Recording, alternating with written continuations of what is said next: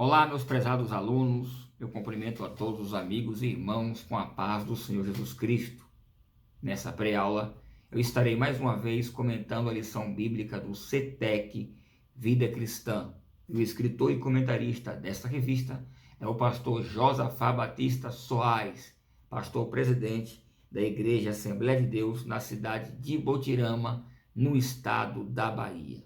Pastor Josafá, que é o fundador do maior congresso de escola bíblica dominical no estado da Bahia, na cidade de Camaçari, região metropolitana de Salvador.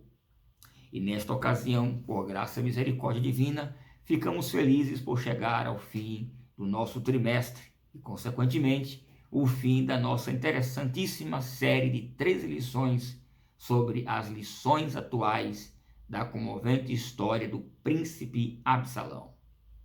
E nesta lição de hoje, temos Davi como o maior rei da história da monarquia de Israel. Porém, um péssimo exemplo de pai. Embora fosse um homem segundo o coração de Deus, um grande ancestral do Messias e até um tipo de Cristo no Antigo Testamento, ele era um homem e, portanto, tinha falhas e fraquezas. E dentre suas falhas, a pior delas foi uma péssima vida familiar. E a partir deste descuido, desencadeou-se várias mazelas, inclusive a pior delas, que foi a sua crise com Absalão. A rebelião de Absalão foi um dos grandes problemas da vida de Davi. É importante observarmos que o próprio Davi já vinha de um ambiente familiar conturbado, como por exemplo, quando Deus enviou o profeta Samuel na casa de Jessé. E ali ficou claro e evidente um desprezo por parte de seu pai, pois Davi não foi convidado para a ceia, onde seria escolhido o próximo rei de Israel. Foi preciso uma intervenção de Deus para que Davi fosse chamado de detrás das ovelhas para ser ungido rei e sentar-se à mesa da ceia diante de seus irmãos despeitados. Mas é importante dizer que isso não justifica o que muita gente pensa, que é a ideia equivocada de que Davi fosse um filho bastardo. E como argumento, muitos ainda usam o Salmo 51 e o verso 5, que diz: em iniquidade fui formado e em pecado me concedeu minha mãe. Mas ele não está neste salmo falando que o fruto de seu relacionamento, que o fruto de seu pai com sua mãe, num relacionamento sexual, fosse um ato de adultério. Na verdade, o que ele está dizendo aqui no Salmo 51 é que a natureza pecaminosa do homem é desde a sua conceição. Bem, e se Davi fosse mesmo um filho bastardo, a Bíblia não esconderia, como não escondeu no caso de Jefté. Mas o fato é que Davi não vinha mesmo de um ambiente familiar agradável. Inclusive, ele era o caçula. E na cultura judaica, a preferência sempre eram dos primogênitos. Depois percebemos o interesse de Davi em enfrentar Golias, quando soube que o vencedor casaria com a filha do rei, Saul. Certamente Davi viu no casamento com Mical uma dupla vantagem. Primeiro, ele sairia de casa. E segundo, sua união com a filha do rei iria aproximá-lo do trono, já que o profeta Samuel profetizou que ele seria o próximo rei. Claro que Davi estava pensando de forma errada. E é exatamente assim que ocorre. Hoje em dia, muitas pessoas pensam o casamento com um aspecto de conveniência, ou veem o casamento como uma porta de escape. É importante saber que não se deve casar só para ser feliz, mas para fazer o outro feliz. Porque antes do casamento é necessário que a pessoa esteja resolvida consigo mesma. Mas, voltando para a história de Davi, depois desses episódios desagradáveis por parte de seu pai Davi, de seu pai Jessé, Davi ainda sofre a desconfiança e a crítica de seus irmãos. E tudo isso irá influenciar negativamente sobre Davi quando ele futuramente formar a sua própria família. E no que pese tudo isso, Davi, ao construir a sua família, contraiu muitos matrimônios e acumulou para si muitas mulheres e concubinas, o que era uma clara desobediência à lei de Deus. Para os reis, veja em Deuteronômio capítulo 17, versículo 17, assim está escrito: tampouco para si não multiplicará mulheres, para que o seu coração não se desvie. Veja, a Bíblia diz que ele teve muitos relacionamentos, contraiu muitos matrimônios. E foram tantos os filhos que Davi teve, que a Bíblia só relatou os filhos homens que nasceram das suas esposas. E apenas Tamar, que era a única filha citada, mulher e irmã germana de Absalão, ela entra na narrativa por causa do episódio ali com Amnon. Essa é a grande situação em que aparece, uma situação desagradável, em que aparece a única filha de Davi, dos nascimentos que ele teve. A grande quantidade dos filhos que Davi teve também indicavam uma preocupação em deixar assegurado sua descendência para a manutenção da monarquia real que traria seu nome. Por fim, você não vai encontrar durante toda a leitura bíblica Davi gozando de um momento de relacionamento, de convívio com qualquer que seja de seus filhos, com exceção de Absalão, justamente por causa das tramas palacianas que ele fazia. E Davi, por fim, acabou sendo sim um grande rei, mas um péssimo pai. Cuidado você que é pastor e ocupa alguma função na igreja, ou até mesmo tem uma vida profissional muito intensa, tendo vistas só no sucesso da área religiosa ou profissional, que muitos percebem tarde demais que perderam a própria família. Davi construiu uma grande família, mas sem fortes laços de união e sem a direção de Deus. Por isso que a sua própria família acabou por se tornar o terreno fértil no qual o inimigo conseguiu atuar quando o rei Davi foi colher as consequências de seu pecado. É muito importante também dizer para os irmãos que os erros dos pais é a causa oculta por trás de determinados comportamentos dos filhos. E para agravar ainda mais este problema, temos atualmente um sistema educacional enviesado pelas chamadas pautas liberais ou progressistas, o marxismo cultural, a mídia, as redes sociais. Tudo isso somado ao distanciamento familiar faz com que muitos jovens promissores tenham o mesmo destino desagradável do rebelde Absalão. E é este o contexto familiar que vai gerar Absalão. E o gatilho que vai desencadear uma sequência de tramas, mentiras, conspirações, assassinatos, rebelião e até uma guerra civil é mais uma vez a condescendência de Davi em não querer punir com celeridade seu filho Amnon, quando este estuprou sua meia-irmã Tamar, que era a irmã germana de Absalão. Então, Absalão, magoado, rancoroso e inconformado com a sua posição, articulou a vingança contra Amnon e, em sequência, uma rebelião para tomar justamente o reino.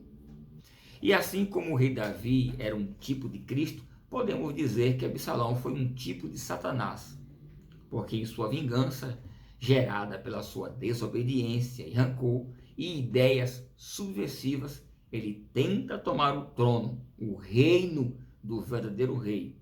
Ele queria o reino que pertencia ao rei Davi, seu próprio pai.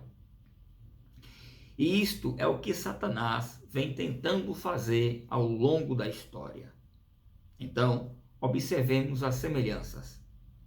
Primeiro, Deus, o Rei e Criador de tudo, criou o querubim ungido de muita beleza. Da sua espécie angelical, ele era o príncipe. O primeiro foi um ser de muito prestígio e sabedoria. Já no caso de Absalão, ele era filho do rei Davi, rei de Israel, e também era um príncipe, o primeiro, muito belo, cheio de perspicácia, prestígio. Segundo, por não estar satisfeito, o querubim ungido se rebelou.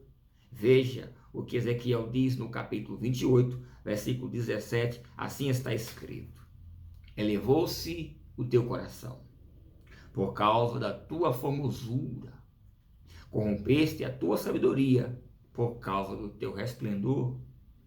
Ainda em Isaías capítulo 14, versículo 13, assim está escrito: e tu dizias no teu coração, eu subirei aos céus, acima das estrelas de Deus, exaltarei o meu trono, e no monte da congregação me assentarei. O querubim ungido, por não aceitar o que lhe foi dado, construiu uma ideia, um pensamento próprio, alienado de Deus. E isso fez com que ele se rebelasse. Semelhantemente, também Absalão, que por não estar satisfeito, teve sua cabeça capturada pelas mesmas ideias subversivas que atentavam contra os poderes e valores tradicionalmente estabelecidos. O terceiro item é que o querubim ungido, ao rebelar-se, tornou-se em Satanás, que em hebraico é adversário, ou aquele que se opõe contra. Na língua grega, a palavra é diabolos, que quer dizer caluniador. Semelhantemente, Absalão, ao rebelar-se, passou de príncipe do reino para adversário do reino. E para consolidar seu plano maquiavélico e egoísta, vingativo, disseminou a calúnia e mentira, tanto sobre o rei quanto sobre o reino. E qualquer semelhança não é mera coincidência. Quarto, em sua rebelião, Satanás manipulou, enganou e arrastou uma terça parte dos anjos. Veja Apocalipse capítulo 12, versículo 4. Assim está escrito: e a sua cauda levou após si a terça parte das estrelas do céu. Ainda em Apocalipse capítulo 12, versículos 7 a 9, assim está escrito: e houve batalha no céu. Miguel e seus anjos batalhavam contra o dragão. E batalhavam o dragão e seus anjos, mas não prevaleceram. Nem mais o seu lugar se achou nos céus. E foi precipitado o grande dragão, a antiga serpente, chamada o diabo e Satanás, que engana todo o mundo. Ele foi precipitado na terra e os seus anjos foram junto com ele. Semelhantemente, também Absalão dividiu o reino do seu pai, provocou uma guerra entre seus pais, debelando uma guerra civil dentro do reino. Até Aitofel, grande conselheiro, ficou do lado de Absalão contra Davi. Veja, segundo Samuel, capítulo 16, versículo 15, assim está escrito: Absalão, pois, e todo o povo, os homens de Israel, vieram a Jerusalém, e Aitofel estava com eles. Dito isto, é importante fazermos uma observação a você, caro aluno. Observe que, embora eu esteja fazendo uma comparação de Absalão e Satanás, isso não quer dizer que Satanás esteja à altura de ser uma força equivalente e equilibrada contra Deus, como acredita, por exemplo, a filosofia chinesa de Yin e Yang, que crê na dualidade de forças que se opõem e equilibram o universo. Nessa crença, o Yang significaria escuridão o yang, a claridade. Mas a Bíblia não ensina assim. A Bíblia revela a inexplicável e infinita soberania de Deus. E são centenas de versículos e passagens que apontam Deus infinitamente mais poderoso. Tanto é que é assim que o próprio Satanás, que é criatura, e Deus, que é o Criador, Satanás também desejou muito ser semelhante ao Altíssimo. E na sua maior parte do tempo, ele lutou sempre por isso. E ele sabe que não existe uma autarquia acima de Deus. Por isso, ele desejou ser semelhante ao Altíssimo. Bem, e se Deus é poderoso, ele se manifestou na pessoa de Jesus Cristo. Se Deus é eterno e soberano, ele se revelou através de Jesus. Jesus Cristo é a expressa imagem da glória e da vontade de Deus. Apenas para citar um versículo dentre muitos que falam de Deus como o Senhor e Todo-Poderoso, eu separei 1 Timóteo capítulo 1, versículo 17, assim está escrito: ora, ao Rei dos séculos, imortal, invisível, ao único Deus poderoso, seja honra e glória para todos sempre. Amém. E por fim, na quinta semelhança, tal como Absalão, que perdeu a guerra, Satanás, ainda que já tenha sua sentença decretada, também será derrotado definitivamente quando Jesus, no juízo final, a seu tempo, condenar ao longo da história, no final, condenar Satanás no lago de fogo e enxofre. Veja Apocalipse capítulo 20, versículo 10.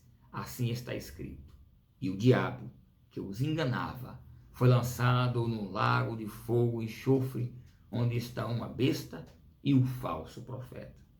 E de dia e de noite serão atormentados para todo sempre. Aliás, diga-se de passagem que o lago de fogo e enxofre, no final da história, no juízo final, é o fim não somente de Satanás, mas de todos os que, em rebelião contra Deus, se aliou com ele. E foi assim que Absalão entrou para a história, como um símbolo de um filho desobediente. Mas o comentarista da lição ainda faz uma observação final antes de encerrar a lição e o trimestre. E nela ele dá uma instrução bíblica para os pais quanto ao dever de ensinar os filhos. Quando Deus criou o homem, dentre os propósitos estabelecidos por Deus ao homem, um deles é o dever da procriação e instrução da sua prole. Veja Gênesis capítulo 1, versículo 28, assim está escrito: e Deus os abençoou, e Deus lhes disse: frutificai, multiplicai-vos e enchei a terra. Aqui temos a frutificação e a multiplicação. Este é um dos propósitos da existência humana: frutificar e multiplicar. Frutificar fala do desenvolvimento espiritual. Multiplicar fala da procriação, da geração de filhos. O homem é o único ser moral criado por Deus que pode procriar e se reproduzir. Observe que nem Deus e nem os anjos se reproduzem. Mas os homens sim. Portanto, é necessário que a produção de filhos venha também acompanhada com o compromisso, a responsabilidade de educação e de transmissão do conhecimento sobre os princípios e valores da palavra de Deus. Veja Salmo 78, versículo 3 e 4, assim está escrito: os quais temos ouvido e sabido, e nossos pais nos têm contado, não os encobriremos aos nossos filhos, mas mostrando à geração futura os louvores do Senhor, assim como a sua força e as suas maravilhas que fez. Veja que o salmista está falando aqui de uma transmissão de pai para filho sobre o conhecimento, princípios e valores da palavra de Deus. Os pais têm a pesada responsabilidade de gerar e educar os filhos, transmitindo o conhecimento sobre a existência e as obras de Deus. Veja Deuteronômio capítulo 6, versículo 7. Assim está escrito: e as ensinarás a teus filhos, e delas falarás, assentado em tua casa, e andando pelo caminho, e deitando-te ou levantando-te. Portanto, quem deve educar os filhos são os pais. Bem, muita gente acha que pode ser a igreja, o Estado, o pastor, os avós, os tios, as babás, ou quem quer que seja. Mas é obrigação dos pais a formação, a criação, a educação dos filhos. Agora, os demais agentes formadores de opinião apenas consolidam